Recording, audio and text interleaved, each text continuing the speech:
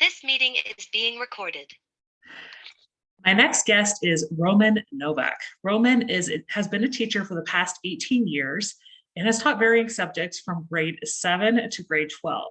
He's a passionate ELA teacher, department chair, and leader for several years, and he's transitioned to various roles from classroom to student success coach and leader to a specialist in the integration of technology in the classroom and a coach to develop 21st century skills. He's also completed a 3-year secondment with the Ministry of Education in Ontario to lead and champion the student success and learning until 18 strategy. A father of 2, he's passionate about pedagogy and researches strategies to increase student engagement and motivation. In the last few years, he's done meaningful work research and led movements to include diversity and centered teaching around equity and social justice. Roman is also a presenter and speaker at various conferences in Canada and the United States and has been a guest on various podcasts. Roman loves to collaborate with educators around the globe on various projects. He's an active member on Twitter and founder of the hashtag BuildHopeEDU chat, where his objective is to participate in active changes in education, in the educational system through equity, hope, and student engagement. His first book, Build, H-O-P-E, The Courage to Change, to Teach, and to Lead, is due out later this year. Welcome to the podcast, Roman. Thank you so much for having me on. Well, tell me about a time when you were in the trenches and managed to crawl out. So I think anyone in education always has several stories where they're sort of in the trenches. I'm someone who's passionate and who loves to learn. Every few years, I sort of look for something I really want to work on, or something that really drives my passion and curiosity. And so after a few years in the classroom, I knew that I just wasn't getting anything out of my own learning where professional development was. I felt I was stagnant in my learning. And so I sort of on a whim applied for a job with the Ministry of Education. And I mean, I'm still young. I was hopeful, but I'm like, okay, there are so many people, there are superintendents and principals and all these people that are hoping to get this job. So I don't really stand a chance, but if I could at least have the experience of an interview, I mean, that's what I was going for, because I applied a couple times before and heard nothing back. Got the interview, so I was super happy. And then by luck, the stars aligned and I was able to go into that job. And I think that 3 years, as much as I missed the classroom, was probably 3 years of intense learning, reflection, and growth, and actually helped me make so many connections and grow my presence on social media and Twitter. And so going from a place where I felt I was just stuck, I was in a rut, I got a chance to really develop and grow into so many other things that has actually helped me as I transitioned back into the classroom after. Yeah, and I think that's a great opportunity for people to take, come out of their own local, just the local lens that you have in a school or a district, and working for the province or the state, and seeing what they do, right? The kind of the governmental agency in terms of education. And what was your exact role in that? Did you work with districts, or were you visiting schools at all, or was it more just at the provincial level? Yeah, so it was very open. So I worked on the French language side. So in Ontario, we had English and French. So we worked together, but I concentrated my work coming from a French language district, working with the 12 French language school boards that are across Ontario.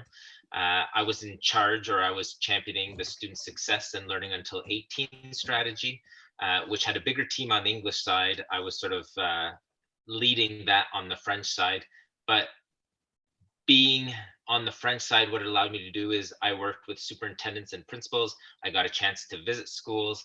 I got the chance to work on the policy side and program side, so the actual government portion. So I was lucky to sort of go all around and was able to work not only in an office, but really sort of travel around, see how districts use their improvement plans, see how schools use their improvement plans, what are the different programs across the province that are using, what's working, what's not, talk to students, talk to teachers, talk to administrators. So I really got a vast amount of knowledge and learning in that 3 years that I don't think I would have been able to get anywhere else. And then when you went back into the classroom, did that give you a new perspective on your role? Did you go back into the same role, or did you take on a different No. role?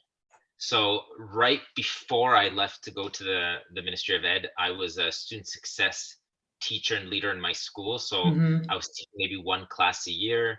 And then the other time I was there to support teachers and really work one-on-one with students, championing for those students who are at risk, who are struggling. And that was a passion of mine. I was doing that for several years. And then so when I went to work really with that strategy, but provincially, I learned so much. But I knew that one of the, I guess you could say dangers, but one of the things of leaving for other opportunities, when you come Mhm. back, they can't guarantee that you're going to sort of go back into the same role. So when I came back, they needed an English language classroom teacher. That's what was missing at that point. And I mean, Mhm. that's what I started out in the classroom. And I mean, it was several years since I've been full time in the classroom, and I have Mhm. kids now. So it was a big adaptation for me to go back with that family. But honestly, I think the last 4 years, my privilege has been to take everything I've learned and actually apply it at the classroom level. Because so many times we see, well, what they decide up top never really trickles down, and we don't. Mhm. And everything I learned, I got to really put into practice with my students. So it ended up being a blessing in disguise, as much as it increased or changed my workload to what I had Mhm. before.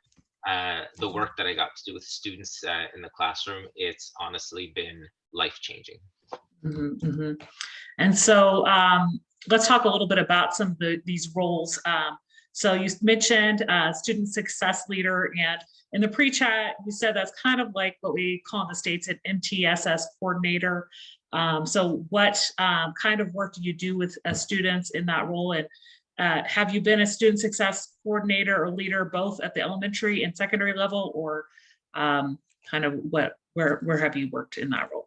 So that student success role that we know here in Ontario is really Mhm. focused on the secondary level, so the high school Okay. level. It does start around grade 7 and 8, so around Mhm. middle school in the United States. Uh, but we don't have that same role that exists necessarily for elementary school. And so when I compare American to Canadian, I like to think of when you have like the tier 1, tier 2, tier 3 supports. Okay. Student success really is that sort of specialized intervention with students who either at risk of failing certain classes or credits, because in high school we have credits, or who are at risk for other mental health or others, anything else that can really impede them from actually getting their diploma at the end. And our goal in Ontario with the strategy when it started in 2003 was to increase graduation. We noticed that in the province that students weren't graduating, that they became at risk for other problems as an adult. And so we tried to really put in to practice certain systems that are going to be there to support students. And so we've seen the graduation rate increase immensely. Mhm. Uh, but I think what really helped us with that strategy and with this role of being a student success coach or teacher, leader, whichever sort of branch you want to put it, is really to give that extra support, not only to students one-on-one or in small groups, Mhm. but to give teachers as well supports, because we know that when a teacher's in the classroom and you have anywhere between 50 and 100 students, how do you give that extra support to students who need it? It's so difficult. So to have that Mhm. extra help there for you as an educator as well, I think is something that's really strong and needed and beneficial in education. Mhm. Mhm. And so, as you said, this was kind of implemented by the province in 2003. So, um, have there been student success leaders in every high school and middle school since then? Is that like provincially funded now, or are there some schools where they still are lacking people in this role? So it is provincially funded. I won't go as far as to Mhm. say maybe the middle school. That was sort of added through pilot projects and then Okay. different board budgets. And then the goal is to have one per school, but then it also goes sort of prorated to Mhm. the Mhm. size of the school. So if you're in a really small Okay. school, you may not have a full-time student success coach, but you'll have a part-time that's Mhm. doing multiple roles, because at the end of the day, when you're talking about equity, a school that has 1,500 kids and 200 kids, you're not going to give them the same support. You want it to sort of be Mhm. tailored to what they actually have. And so the equivalent is there for every school. And Mhm. then Mhm. now with that strategy, sort of every school and every district adapts that role to to their needs as well. And Mhm. sometimes supports are given through the province for other reasons, whether you're in an urban setting or rural setting.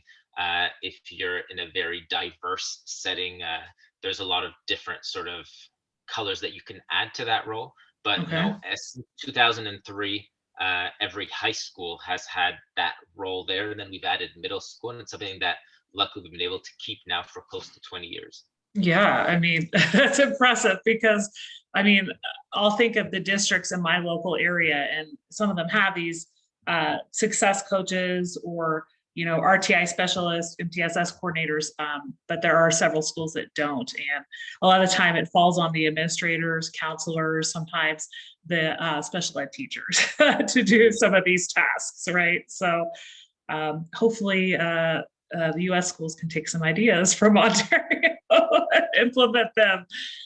You talked a little bit in the free chat about the relationship piece with students and how sometimes teachers feel threatened, because they're told.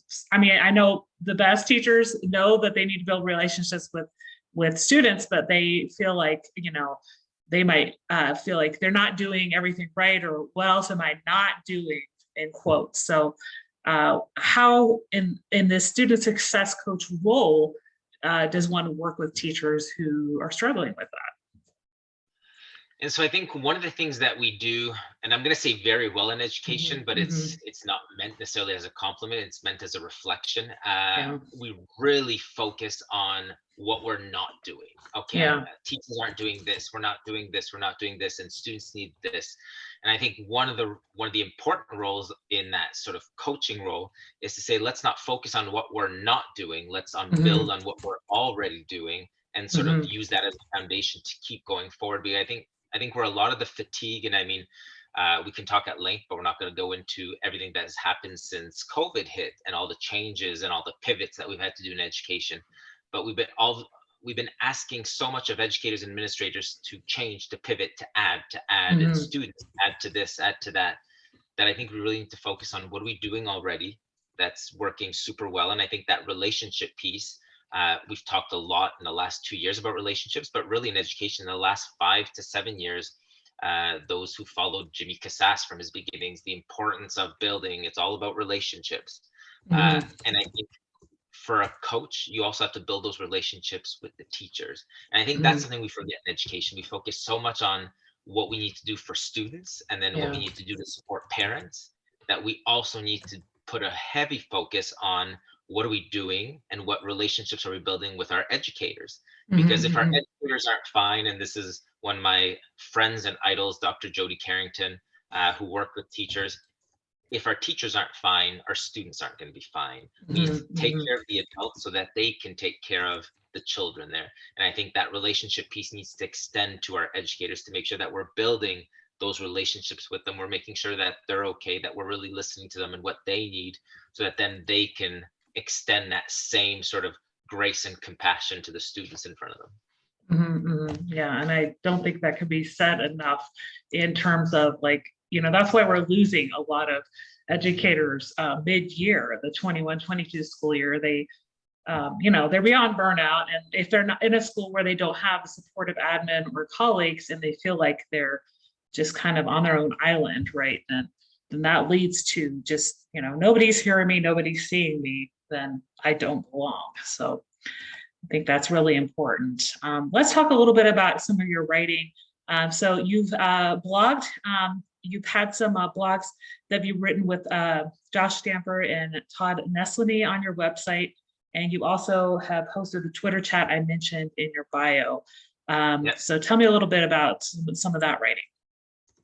Yeah. So again, while I was at the Ministry of Education, I didn't want to lose touch with learning in the classroom in schools. Mhm. And all educators know, once you're in that sort of routine with your students and all that, it's tough to find time for yourself to really do that reflecting and do that personal growth, because you're so focused on the admin work that you have to do, the paperwork, the grading, the planning, and all those extra things. And so when I was away, I really started developing, okay, well, let me reflect, and then sort of let me have the courage to sort of put my writing forward and publish it. And it really started sort of sporadically. And then I sort of got into a groove of publishing more regularly and putting my ideas out there and publishing on Twitter. And then that's where I really started branching out and connecting with other educators and leaders. And that's sort of where I connected with Todd. And while I was at the ministry, we invited Todd for the first time to Canada. He came to talk to our 12 French language districts around his book, Kids Deserve It, which I read on a plane ride to Toronto and fell in love with. And then I got a chance to talk to Adam and Todd. And then through Todd, I met Josh. And then it just sort of branched out. I have a few posts where I've wanted to write with other people and collaborate. And I think talking with others, I mean, there's this one thing about exchanging verbally. And I mean, I felt on an island sometimes myself where I'm like, well, no one likes to read as much as me. No one really wants to talk or try new things. And so you branch out, you find those people. And that's how I sort of found Todd, and then found Josh, and then talked to other educators, and participated probably at one point. At my highest point, I was in about 15 to 20 Twitter chats a week. Wow. Sort of like sometimes it was like 3 to 4 a night. Yeah. I could memorize which hashtags were what night.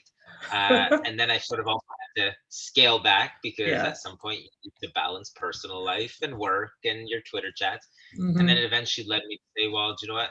I kind of want to lead a chat as well. And so I'm going in soon on a third year of Build Hope EDU, where every Sunday night for 30 minutes, because I know sometimes an hour is a lot for a person to really carve out that time. So 30 minutes of reflection on a Sunday night to start the week off really as a community, to be education as a community. And that's what I wanted the Twitter chat to be, is how to get community members together to just talk and share, learn, and grow on a regular basis. Yeah, and I think I don't really participate in Twitter chats, but I think, having that community where they know where to come on a certain, time, a certain once a week, right? Helps them, connect. And like you said, it could be a little bit overwhelming with 5 a night, like you said, but I think finding your people in that connection. I do more of the Zooms and the masterminds, but yeah, I think with some people it works just to write as well. So kind of in that same, yeah, go ahead. I was just going to say, and I think what's important for all educators is you just find what you need. Yeah. And some years it may be more Twitter chats. For some, it may be more podcasts. For some, it may be listening to Facebook Lives or Instagram Lives, or doing Zoom webinars or Zoom meetings. You just really have to find what you're comfortable with. And what's great for me might be different for someone else. And you know what? I just want educators to know that it's okay. Choose the PD that you need and that you feel comfortable with, and just go with it. And don't just try to jump on the bandwagon. And you can try it out and say, you know what, I did it once or twice, not for me, or I'll come back to it. And it's just to really find what you need. Yeah, I'm big on that. Finding the PD and just those connections that work for you and your schedule. So let's talk a little bit about your first book that's coming out, Building Hope. So that is a contract you signed with Codebreaker. I've had several guests on the podcast who published with Codebreaker. So tell me what this book is about. Yeah, so when I started the Twitter chat, and I mean, when I started out on Twitter, I was very big on kindness. And then I sort of started a hashtag with another educator called Be Kind EDU. And I found that was important. But then I found it just wasn't enough. As I was reflecting, I'm like, and I'm all about, like, I participate in the Random Acts of Kindness Week and World Kindness Day that's in the fall, and I'm really big on it. But I'm like, there's just something that there was a piece that was missing for me. And so that piece sort of came together with all my reflection and talking. It was all centered around hope, how we're asking people to change. We're asking educators to change. We're looking at everything that's going on with equity, diversity, and social justice. And I'm like, none of this will work if we don't believe in the hope that things can get better, that we can change for the good. And so that's really where it sparked. If you have that foundation of hope, if you have that foundation that things can get better, how Mhm. can we then infuse it and see the changes happen? And Mhm. so the reason that I wanted my book to focus a lot on the courage to change, to teach, to lead is, well, we're asking people to change. So I mean, that's asking a big thing for someone to change something about who they are or what they're doing, and then Mhm. about how we teach, and then we're all leaders as well. And so the importance of how we lead. And then I wanted, like, this is a project I've been working on for a long time, the idea from sort of conception to where I am now. But Mhm. I think one of the big things, and I talked about the Twitter community, is I want this book to be about a community. It's not just Roman putting out his words out there. And so Mhm. every week in my Twitter chat, I sort of spotlight educators that I call beacons of hope, because I think Okay. we're all there as sort of hope builders. And so throughout the book, I have over a dozen educators who are beacons of hope, who are sharing, uh, depending on the chapter focus, who are sharing how they're sort of building that hope in where they are and their environment and what they're doing. And so I really wanted this book to represent my learning and our learning on the diversity, the whole social justice, but how the foundational importance of hope is necessary in education, but is often missed, because we often just talk about it as a, let's just do a lesson on hope or a lesson Mhm. on social emotional learning and then check, it's done, Yeah. instead of infusing everything we do with hope and social emotional learning. Like, that really needs to be sort of the rock or the foundation of everything we do.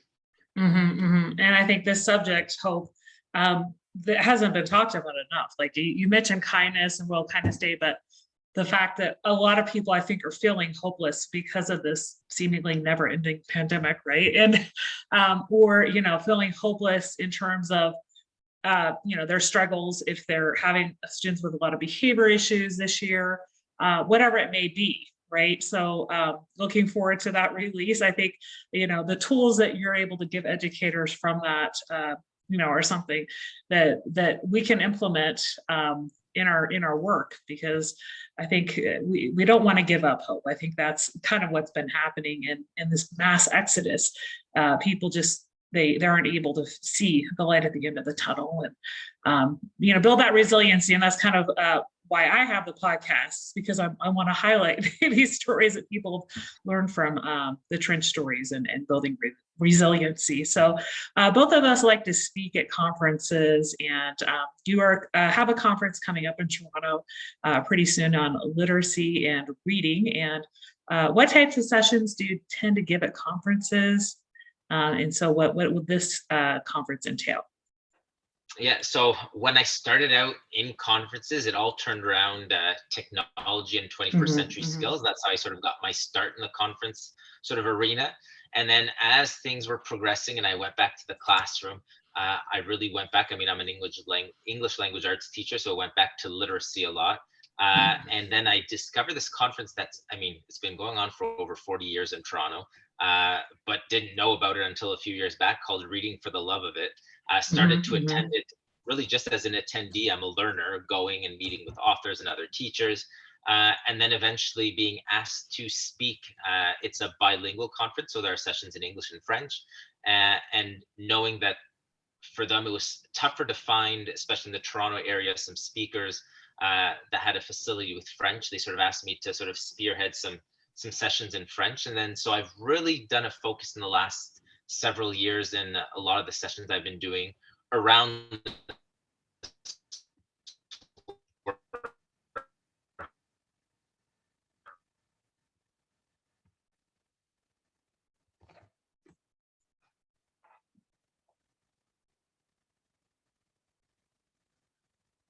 and then speak with others, but we don't focus on anything else. And then, does the story have meaning? Are we learning anything? And so one of the things that I've been working a lot on in the last few years, and what I sort of include in my sessions, especially in this upcoming conference, is a lot of going beyond just reading for decoding, and how Okay. to read with meaning as we decode. So from the types of books we choose, to the links that we make, to taking a book and linking it to, I mean, with the older students, it could be with podcasts and social media posts Mhm. and Mhm. TV shows and movies, and sort of show how they all sort of tie in together. With the younger kids, it's looking, and even with the older kids, I've used picture books with my high school students and show the links with some of the novels, but it's that choice in what we read that Mhm. becomes Mhm. important.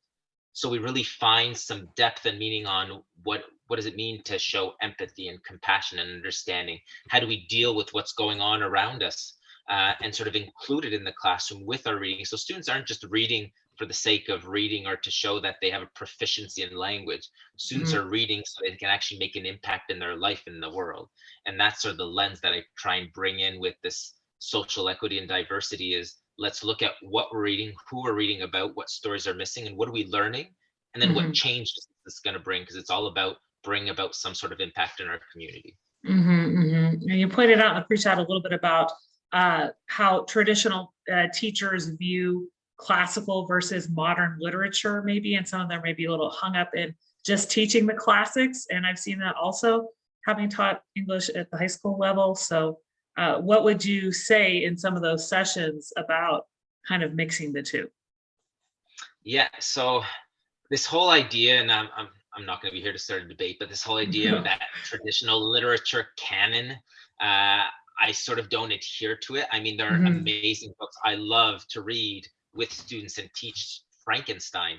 So that Mhm. will be dubbed what we call a classic. Mhm. I Mhm. don't mean death to all classics. I just mean we have to look at the history of what books were created as Yeah. classics, who were they written by, why and who talked about them as classics, what does that mean? And why are we not using books with those classics to sort of talk about, well, I mean, if you look at Frankenstein, because that's a book I absolutely adore, we talk about science and technology and nature and what's going on and the limits that we put in society and on our own knowledge. I mean, the ethics behind Frankenstein, you could tie into so many ethical issues with other novels. And so Mhm. I think what teachers need to do is find that balance, but not be afraid. I think we're so used to wanting teachers to focus on content and having the answers and teaching a specific content area or Mhm. skill instead of reading and then having students react to their reading, because Mhm. reading is supposed to be all about developing relationships with others who are reading it, but relationships with the book and your own learning. And so it's not about, here are the chapter questions that have been developed for the past 20 years and just answer them based on content. Mhm. It's, what are you learning? What messages are you getting? What do we think the author meant? How could we now transpose that message to Mhm. modern day? Are there any other books that speak to something similar? What's going on today that we can learn? And it's all about creating that connection piece that we're missing a lot by focusing on what we call just the classics. Or how many times I have students who come into my classroom, oh, we're reading the same books that my parents and grandparents read. And I think Yeah. I'll forever remember an Instagram live that I listened with Nick Stone, who wrote Dear Mhm. Martin, who I Mhm. absolutely adore. And she talked about how in the next, let's say 10, 15 years, she hopes that schools aren't studying her book, because she Mhm. said, if we're still studying the book, that means we're still stuck in the same problems and the same routines. And she's like, I'm hoping that we're going to grow and that we're going to change and there'll be other things we want to focus on. But if we're still focusing Mhm. on the same thing after 20, 30 years, she's like, well, then we maybe have a problem as a society. And that Mhm. stuck with me so much, which actually last year I was supposed to present with Nick Stone, and then pandemic hit, that changed. But so many amazing authors who are writing today, uh, that their voices aren't included in a lot of English language arts classes, that I think we need to change. Mhm. Mhm. Yeah, definitely. And I think subscribing to like newsletters, like NC, was it National NCT, Council of Teachers of English, English. NCTE, right? Those type of places, you get a lot of ideas of how you could tie current events and new authors into your curriculum.